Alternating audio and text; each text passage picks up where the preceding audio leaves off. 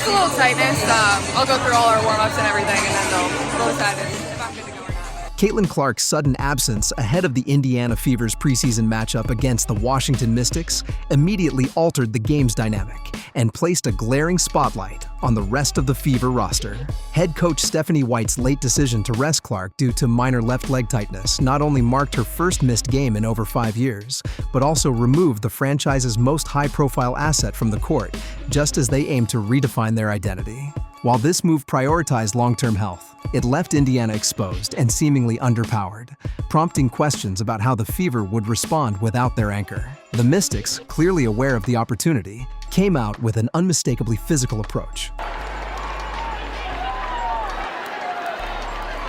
Sykes just threw Sophie Cunningham. Applying pressure from the opening tip and asserting dominance early.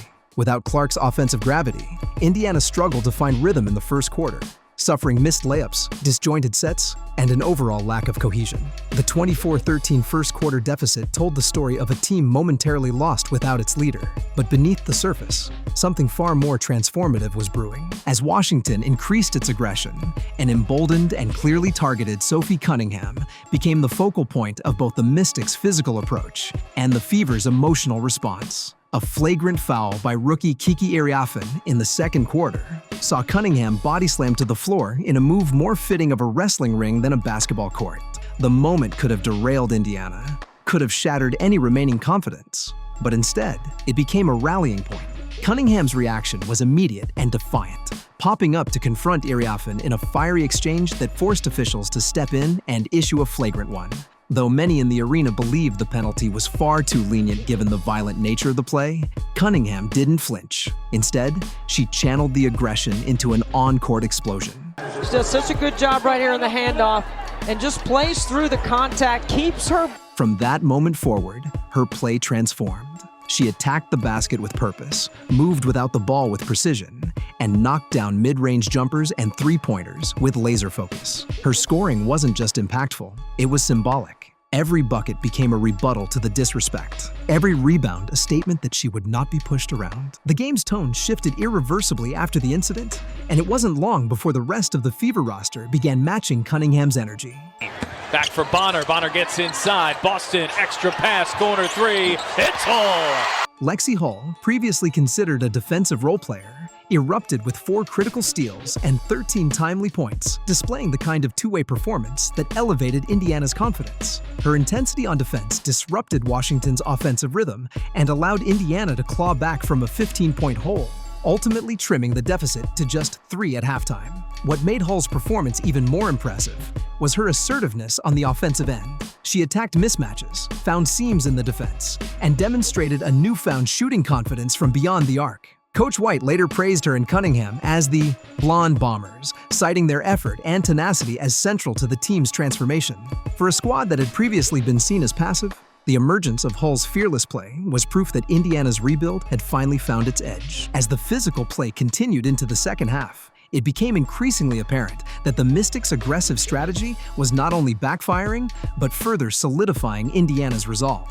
A second blatant shove by Mystics veteran Brittany Sykes knocked Cunningham to the floor again, igniting another wave of response from the Fever bench. Dana Bonner, another offseason acquisition, immediately confronted Sykes, drawing a line in the sand that this new-look Fever team would no longer tolerate bullying behavior. Last season, Indiana lacked this kind of internal accountability and toughness. This year, the roster's makeup told a different story. Bonner's involvement symbolized a broader cultural shift, where standing up for teammates became the norm, not the exception. The Fever were sending a message, not only to the Mystics, but to the entire league. Physical intimidation would be met with resistance, not submission. As the Fever stormed back, Cunningham's performance reached new heights. Her final stat line, 21 points, 8 rebounds, and near 90% shooting from the free throw line, reflected more than just efficient play. It illustrated a player in complete command of the game, someone who refused to be silenced by cheap shots or underhanded tactics. Coach White's post-game comments describing her as a dog were not just high praise, but a signal of the new identity she brings. On the court, Cunningham's energy lifted her teammates. On the sideline, her communication and leadership further amplified her impact. Indiana's roster no longer looked like a group of individuals trying to gel. It looked like a unit with shared purpose and a willingness to go to battle for one another. Perhaps the most telling moments came in overtime, where Cunningham took complete control. Clutch baskets, intelligent decision-making, and cold-blooded free throws sealed the game as the Mystics watched helplessly. Their earlier attempts to rattle her had only elevated her level of play. This wasn't just about scoring, it was about retribution. Her ability to read the defense and exploit mismatches proved invaluable, and with every big play, the Fever crowd grew louder. Feeding off her fire, Hull continued to chip in defensively, while Mitchell and Boston contributed critical support. But make no mistake, this was Cunningham's game. Even more illuminating was the Mystics' behavior after the final buzzer. Refusing to shake hands, they marched straight to the locker room, underscoring their frustration, not just with the loss, but with their failed psychological warfare. They had tried to humiliate Cunningham and physically dominate the Fever. Instead, they had lit a fire that consumed their lead and turned the game into a statement victory for Indiana. Over 12,000 fans packed Gainbridge Fieldhouse that night, and they responded with raucous approval to every show of resistance, every drawn foul, and every retaliatory bucket. Cunningham later credited the fans as the sixth man, acknowledging the pivotal role the home crowd played in fueling their improbable comeback. Coach White's game plan, while initially derailed by Clark's absence, evolved with the players who stepped up. The Fever shot an astonishing 27 of 28 from the free throw line, 96.4%, a statistical anomaly that ultimately proved decisive.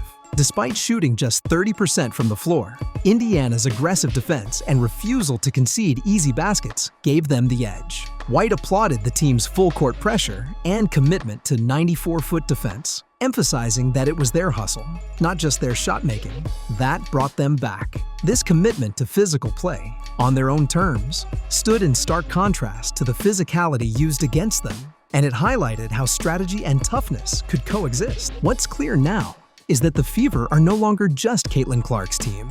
With warriors like Cunningham, Bonner, Hull, and Mitchell, they have developed an identity rooted in fight, resilience, and collective accountability. The Fever of last season, the team that got bullied and fell apart under pressure, is gone. In its place stands a squad that has not only embraced physical confrontation, but used it as fuel. Cunningham's response to being body slammed, dropping 21 points and leading her team to victory, set the tone for what fans can expect this season. This game wasn't just a preseason win. It was a declaration that the Indiana Fever have arrived as a new force in the WNBA. The attempted bullying by the Mystics didn't demoralize them. It awakened them. From the flagrant fouls to the clutch free throws, every moment reinforced one truth. This Fever team is ready to fight back, and they're just getting started. Fans and opponents alike would be wise to take notice.